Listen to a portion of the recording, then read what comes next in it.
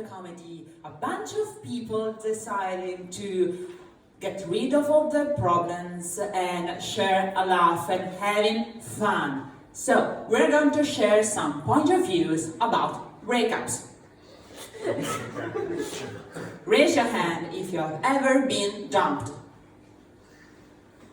Okay, nice. Nice summer, everybody. Nice. Well, are you ashamed of how you reacted? No? By the end of this TED Talk, you will be perfectly aware that you should. Well, last summer was peculiar for my group of friends. My husband and I went to 6 weddings, a very expensive summer, and in the meanwhile, we witnessed to 4 breakups. So, 6 weddings, 4 breakups, love wins, yay! However, there were no overlappings between breakups and weddings, so we basically didn't get any money back. However, besides that, the breakups were excruciating because each couple had been in a very long-term relationships before breaking up. They had been together since 7 years, or 10 years, or 12 years, so we were shocked. What happened? They were the perfect couples. It was like seeing Greta Thunberg breaking up with planet Earth. Something like, you know what, planet Earth? I'm done with you. Fuck you, planet Earth. You know what I'm going to do? I'm going to go outside, climb the corporate ladder, raise a 6-figure salary, and go out there and buy a giant BMW. These things just don't happen, right? Everybody knows she would prefer an Audi because she's Swedish. Punk guys. So, we were shocked. And here's the fact and the heart of the TED Talk part.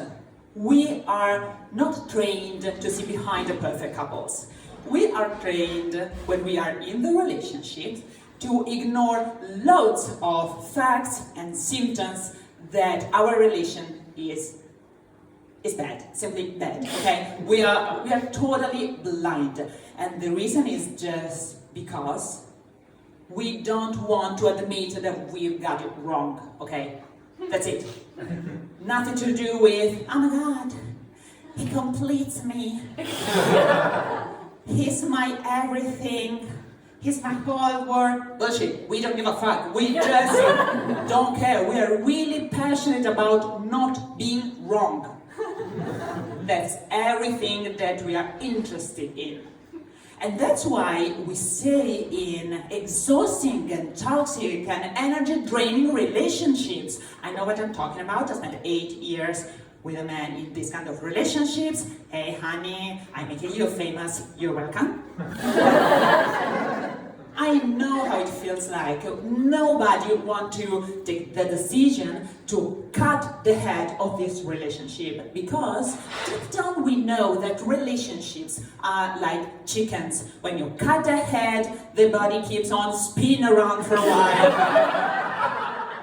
and you don't want to watch. So, why? Why it happened? Of course, I'm a millennial, so I will blame something else. And I will blame fairy tales. When we were children, we read about fairy tales, totally focused on the falling in love part. Never a word about the happy ever after part. Nobody cares. There were a don't ask, don't tell policy shared by our parents. Even if you ask, for example, Mommy, what happened after Cinderella and the prince got married? Never got an answer. Nobody was ever honest. Nobody heard bedtime stories like, Mommy, what happened after Cinderella and the prince got married? Well, honey, they lived happily for a while, maybe just 1 year, 1.5 years, and then they started fighting. Yes. because they never talked about the fact of moving in to his place, because he just assumed he was the place, right, James? And they started fighting, and then the fight continued, especially after the baby was born, because the prince was always tired and they never went anywhere during the weekend. So, one day, Cinderella discovered a message from some random whore on the prince's desk. And so, they had a fight, and the neighbors called the police, and they ended up divorced. That's a story, honey. Mommy, where is Cinderella going to live after she got divorced? Oh, honey, in the castle, of course, she has a baby.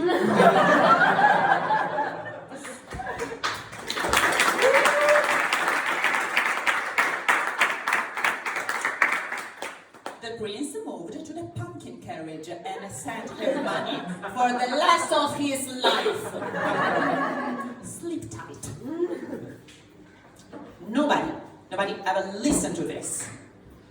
So, how possible is it that nobody saw that this was the real end of the Cinderella story? The starting of that love story was bullshit. First of all, Cinderella never asked for a prince. All Cinderella asked for was a night out and a gorgeous outfit. That's it. Wedding, none of her plans. She just wanted to go to that famous ball. And of course she was more interested into the party than into the prince, because the prince was an idiot. It was obvious. Girls' first lesson of this night: never date a man whose father has to throw parties on his behalf. It's creepy. And here in Italy, perfectly know what happens when an old man with a son organizes parties filled with girls. We know that this gets creepy every moment. We know that. So try not to go to that kind of balls. But Cinderella doesn't give a shit. I have to rock my gorgeous outfit that a fairy godmother gave me. And she is right. Never waste an outfit. Everybody knows that. So she just walked into this beautiful room and she meets the guy, and she doesn't realize that he's the prince. What's wrong with you, Cinderella? He's the only guy in the entire room. The very only human male in the entire room. How possible is it that you don't realize that he's the prince? I'm trying to understand you, but I'm starting to empathize with the evil stepmother at the point. However, they dance. They spend a nice night. Oh yes, I just want to be crazy. Yes, she's having fun. They dance and everybody just stand up looking at you, Cinderella, the only person who is not supposed to be there. Yes, that's how Meghan Markle wakes up every day.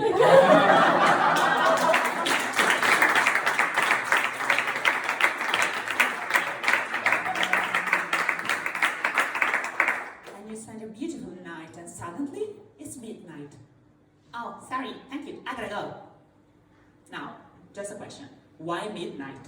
Why, you fairy godmother, arrive late and leave early from the most important party of your life? Why? Because that old lady knows her shit. Second lesson of the night. You can't survive on crystal high heels, in a giant ballroom with no chairs, and nothing to drink to bear the pain. You will not last after 2 hours without taking a painkiller, and please don't take a painkiller while you're drinking. It's very important. Very important. So she knew, okay, go to the ball, say 2 hours, dance, be crazy, and then out. So, okay, thank you, good night, I don't know. No. What? First of all, if you are a confident girl, when you receive an answer like that, you say, oh, let's make clear one thing. First of all, I do whatever the fuck I want. But Cinderella, who is as smart as a flower pot, just say, I go. Yeah. I just go. And she starts run. She runs. Why she runs? Because there were two options for the prince being that way.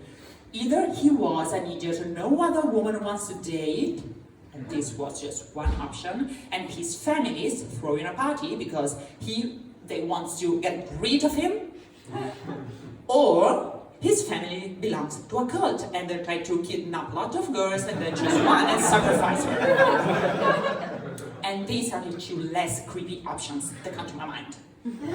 So, when you start running and everybody in the castle start yelling, close the door and close the door! Oh my god, the cult option was the right one! You have to run, and there's third lesson of the night. If you're dating a man and after your first date he tries to lock you in his house, he is not good marriage material. Please don't marry the man who tries to lock you in his house after just one night. Very important. So you run and run. Plus, if he is forcing you to run on crystal high heels after a dancing night, he's a psycho, he's a criminal. Don't marry him. What does she do? She should be terrified and traumatized. Oh my god, this is the worst night of my life. I was almost kidnapped. I'm shocked. No, she marries him. Because she just wants to make her sisters jealous. That's how Cinderella actually started. So, this is the lesson. Please tell bedtime stories like this. Now, what happened at a certain point, you, Cinderella or not, you realize you have to end this toxic relationship. And then you have to step on the 3 steps of awareness. That is like when you have to kill a bug.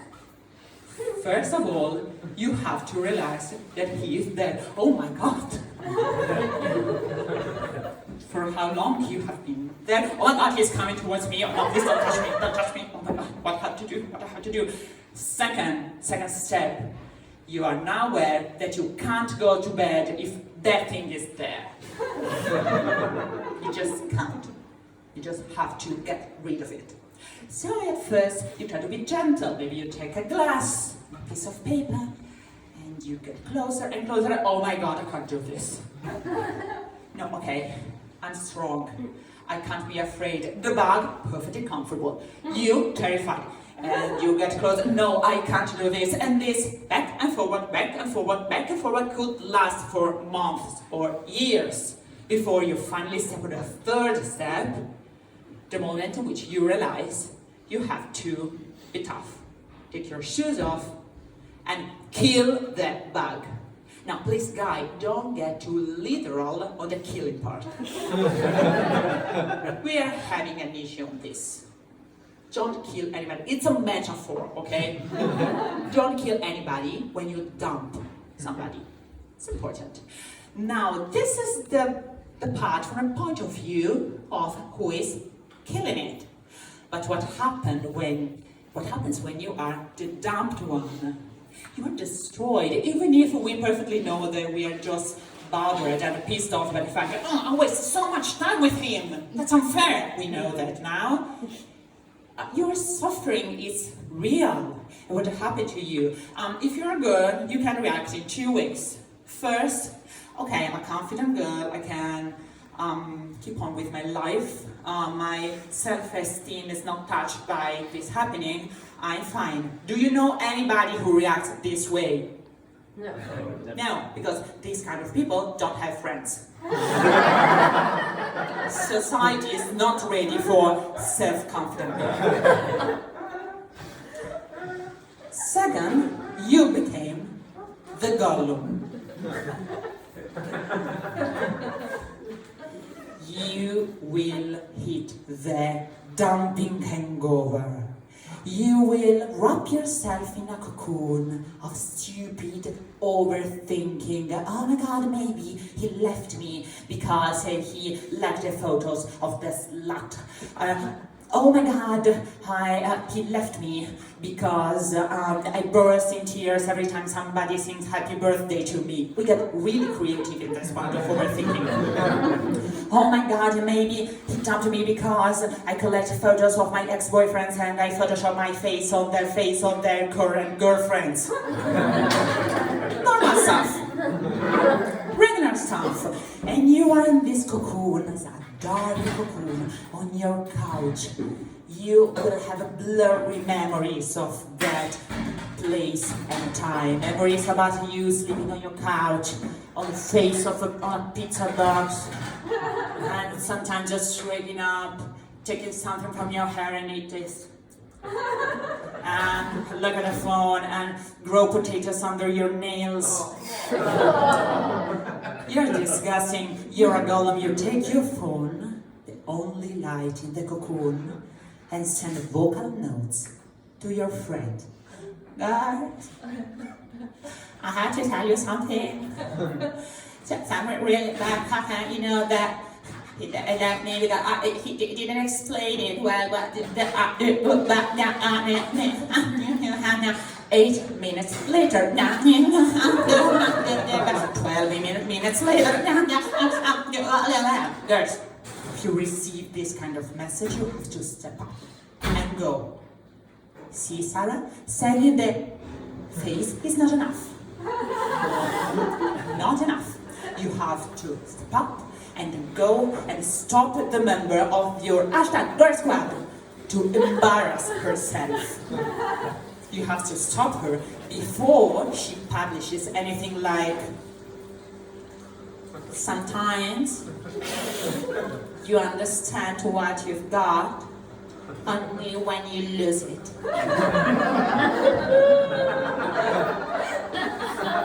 Or some people just can't make the difference between love and true love. You took my heart and made a seagull vomit out of it.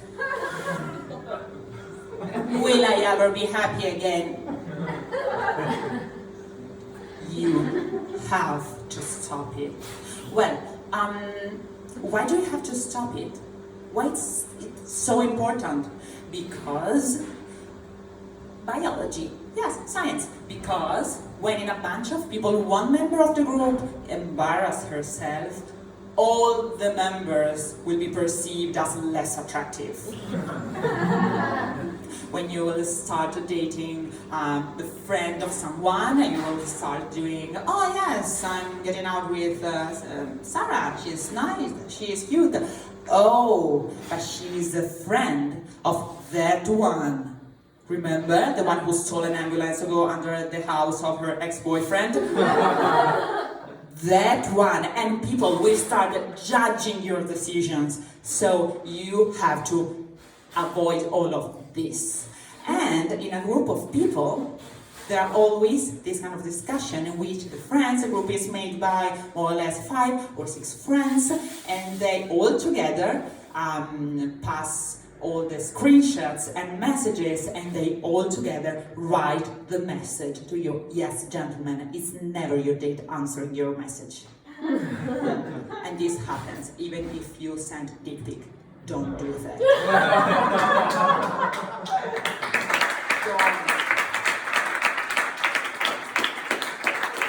Because they will do rankings. Oh, we have a new number 10. Don't do that. And of course, all of the friends give their opinion, but there is always one and one only member who is the entitled community manager. The one who has the less creepy romantic life, the one who made it, who has the honor and the duty to pass all your messages through the awkward detention approval flow. It's very important. Set post, hide it. Set song, only if it's a classic. Sad photos of sad cats just on Monday morning. Passive-aggressive stuff like concerning some people and that beach you should not pass. Motivational quotes, guys, come on. It's never your successful friends posting the motivational quotes. Stop doing that. It's embarrassing. So the community manager friend is as important as the gay friend in the 90s. He or she entitles you as a perfect, totally messed up contemporary urban girl. Here, your smartphone. It's very important, and we know because it's important for biology, as we mentioned before, because this is science. Now, but let's back to you, to the dumped Gollum on your couch, eating things from your hair. What you do with your smartphone, other than sending vocal notes, you go on that beach Instagram profile and scroll that Gollum. In 2017 she took scuba diving lessons and this is a beach hobby. Gollum. Oh, she like rejects reading and going to Paris, so you're definitely a bitch. Gollum, and you will go back and back in time until you hit 2012 when Instagram was born, because you deep down know that the root of your betrayal is on the first like he puts on her profile.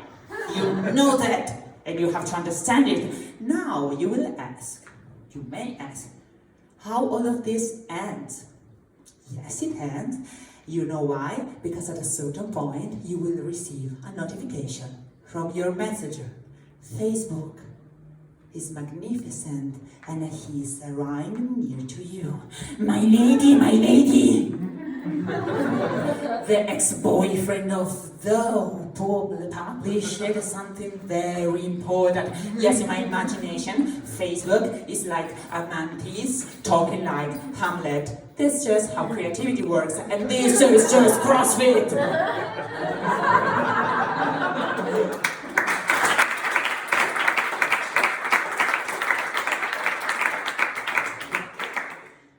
Read this. Thank you, Facebook, a loyal servant. As a sign of my gratitude, come on, eat all my data. Thank you, my lady. And Facebook out. Now you have to read this. Take a furry arm out of the cocoon. You took out some potato out of your legs, and then you read your notification. Ex-boyfriend name? No, Riccardo Moruzzi published a new status. He tagged himself on the La Operetta at the La Operetta restaurant at 8 in the evening. He said, "A nice dinner with a nicer person. Heart, two dancing heart, two women dancing. The smile, laughing. Another heart.